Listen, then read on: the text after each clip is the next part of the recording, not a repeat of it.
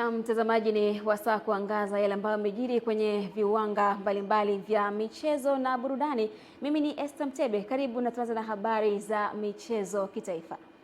Wadau wa michezo mkoani Mbeya wamezungumzia kiwango kilichoonyeshwa na wachezaji wa timu ya taifa Tanzania, Taifa Stars, dhidi ya timu ya Nigeria hapo jana, mara baada ya Nigeria kuibuka na ushindi wa magoli 2-1 dhidi ya Stars, na huku akijinasibu kwenda kupata matokeo mazuri dhidi ya timu ya taifa ya Uganda. Taarifa ya Epimarcus Aponari inafafanua zaidi. Wadau hao wamesema licha ya timu ya Taifa Stars kupoteza mchezo dhidi ya Nigeria, wameipongeza kwa mchezo mzuri walioonyesha hapo jana na kuwaomba wachezaji kuendelea kujituma kwa nguvu katika michezo inayofuata ili kupeperusha bendera ya Tanzania. Kwa mchezo jana ulikuwa ni mzuri. Kuna kitu wamekionyesha vijana wa Taifa Stars kwa tulipotoka na tunapoelekea, kuna kitu tumeongeza. Kuna kitu kinaonekana kwa sababu ukiangalia mpira wa Taifa Stars wa jana wamejitahidi kucheza kadri ya uwezo wao, lakini ni vile tu matokeo hayakuwa upande wetu. Msingi ni kwamba tuwaheshimu pia wapinzani tunaoenda kukutana nao. Msingi ni alama 3, hata kama tukipoteza alama 3, alama 1 pia ni msingi wa yote kwenye grupu tulilopo. Taifa Stars walipambana sana jana, ukimuona Baka alimkaba vizuri Victor Osimhen, beki zote mbili zile za pembeni walicheza vizuri, ukiongelea viungo wamecheza vizuri, mpaka kipa naye, kipa ndo tumpe maua yake kabisa kwa sababu alicheza mchezo mzuri sana jana. Asingekuwa yeye pengine tungefungwa goli nyingi sana, zaidi hata ya goli 5 au 4 huko. Lakini yote ya yote Taifa Stars imepambana, kila mchezaji mmoja mmoja ameonyesha nguvu, ameonyesha morali ya kupambana. Na hapa tunapata picha kwamba wapi tumetoka na wapi tunaelekea. Taifa Stars ya sasa sio kama ile ya zamani, kweli wameanza kuonyesha kitu. Kwamba vijana kweli wana kitu, wana mori ya kupambana. Kila mchezaji anaonyesha ile juhudi ya mchezaji mmoja mmoja kwenye kupambana. Tulijitahidi sana. Matokeo tuliyopata kucheza zidi ya Nigeria ambao asilimia zaidi ya 95 wachezaji wake wanacheza soka la kiushindani duniani huko, na sisi asilimia kama 80 ya wachezaji wetu unakuta wengi walikuwa ndani na baadhi ya wachache walitoka.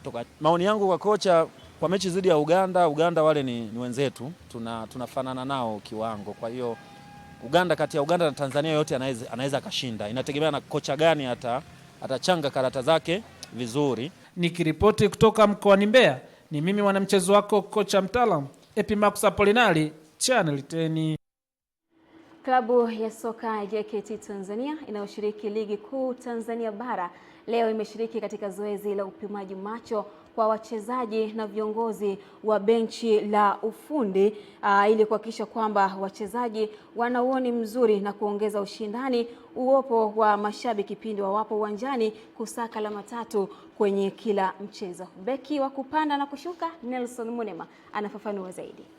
Akizungumza wakati wa zoezi hilo la upimaji macho lililofanyika katika uwanja wa Meja Jenerali Isamoyo uliopo Mbweni jijini Dar es Salaam, mkuu wa kitengo cha habari JKT Tanzania Masao Bwire amesema ligi kuu ina mechi za usiku na mchana, hivyo swala la afya ya macho ni muhimu kuzingatiwa ili mchezaji aweze kukamilisha majukumu yake kwa ufasaha anapokuwa uwanjani. Wachezaji wanapokuwa uwanjani wanaanguka, kuna michanga kuingia kwenye macho, wanababatizana na mipira, wakati mwingine wanababatiza usoni, sehemu ya macho, inaweza ikaleta athari fulani. Sasa ili kuona kwamba wachezaji wetu wako katika afya njema ya macho au wana tatizo fulani la macho, basi tukaona tuwalete wataalamu hawa wawapime na hatimaye wabaini kama kuna shida hiyo iweze kutatuliwa mapema. Naye meneja wa masoko kutoka hospitali ya International Eye Ali Shabanchilo amesema zoezi hilo ni utekelezwaji wa kampeni yao inayoitwa Unaopiga mpira unauona, kampeni ambayo itazifikia timu zote za shiriki ligi kuu ya NBC Tanzania katika kipindi cha miezi 6. Zipo changamoto ambazo wachezaji wanakutana nazo hawazifahamu. Yaani kwa kikubwa ni kwamba wachezaji wanakutana na changamoto nyingi sana hasa wakiwa uwanjani, lakini hajui kama ni changamoto ya macho. Wengi wanasema nikikaa kuna muda macho kama yananiwasha, kuna muda nikikaa kama nahisi mchanga, lakini hajui kama ni sababu ya yeye kutokana na mazingira yake ya kazi, either amekutana na contact au amekutana na infection kwenye macho. Umuhimu ni mkubwa kwa sababu sisi ili tuwe timamu lazima kila kitu kwenye mwili kiwe sawa. Kwa hiyo kama tunapata hii huduma, ina maana inatuweka sisi umuhimu wa kuendelea kufanya kazi yetu vizuri, kwa sababu kama uko timamu huwezi kufanya kitu kama hicho. Kutoka Dar es Salaam, mimi ni beki wa kupanda na kushuka Nelson Munema, Channel 10. Asante Nelson Mune, mabeki huyo wa kupanda na kushuka. Kwingineko, mbio za Rombo Marathon 2025 msimu wa 3 zimefanyika wilayani Rombo mkoani Kilimanjaro, huku serikali ikiwahakikishia wananchi kuwa hali ya ulinzi na usalama ni shwari na watakuwa wanaendelea kuhakikisha hali hiyo inaendelezwa, kwa kuwa bila usalama maendeleo ya nchi hayatakuwepo. Mwanamichezo wetu Tadei Masawe anaripoti kutoka Rombo mkoani Kilimanjaro. Mkuu wa mkoa wa Kilimanjaro Nurdin Babu amebainisha hayo katika hotuba yake wakati wa kuhitimisha mbio hizo zilizoasisiwa na Waziri wa Elimu, Sayansi na Teknolojia na mbunge wa jimbo la Rombo Profesa Adolf Mkenda, zilizofanyika kwenye msitu wa Rongai na kushirikisha wananchi na wadau mbalimbali wa michezo kutoka ndani na nje ya mkoa huo. Wakati wote mmekuwa watulivu na muendelee kuwa watulivu wakati tukielekea sikukuu za Christmas na za mwaka mpya. Watu wa Rombo ni wafanyakazi, ni watafutaji, hawataki ubabaishaji. Kwa hiyo tuendeni na mtindo wetu huu wa kutafuta riziki na kuishi na familia zetu. Nao baadhi ya wadau wa michezo wakaahidi kuunga mkono mbio hizo, huku muasisi wa mbio hizo ambazo ni za kilomita 21 na kilomita 5 ambaye ni mbunge wa jimbo hilo Profesa Adolf Mkenda akitoa shukrani kwa washiriki na wadau wote, kisha kwamba tunaweza kuwafikia wale wananchi ambao wako mbali na huduma hizi za hasa za upimaji wa magonjwa yasiyoambukiza katika maeneo mbalimbali. Sisi kama TRA tumekuwa karibu na wadau wetu, ikiwa na lengo la kuhakikisha basi kama wadau wetu nao wanapata elimu na wanajua zile huduma ambazo zinatolewa na TRA.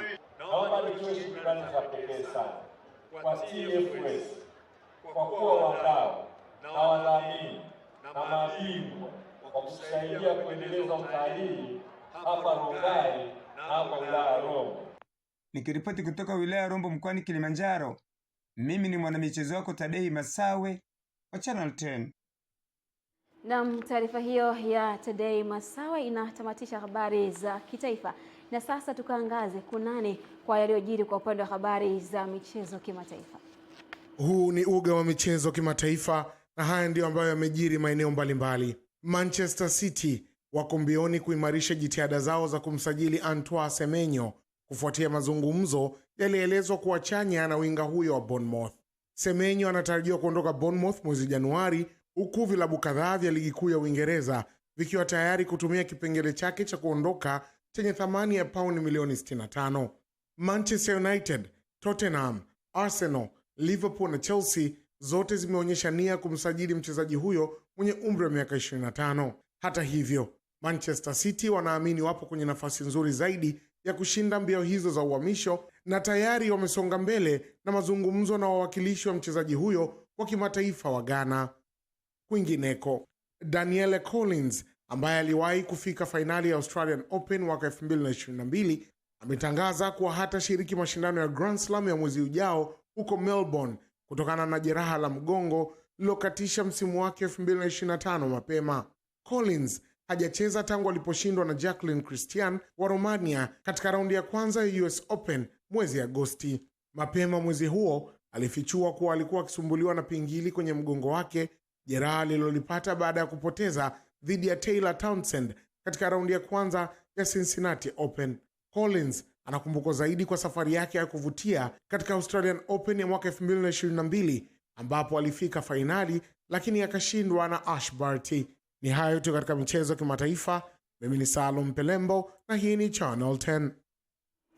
Namna hiyo, Salum Pelembo, ndivyo ambavyo natamatika kwenye habari za michezo kimataifa, na ndivyo ambavyo anahitimisha habari za michezo na burudani kwa usiku huu wa leo. Kipekee kabisa nipende kukutakia heri ya Christmas ambayo tutaenda kusherehekea hapo kesho na kesho kutwa.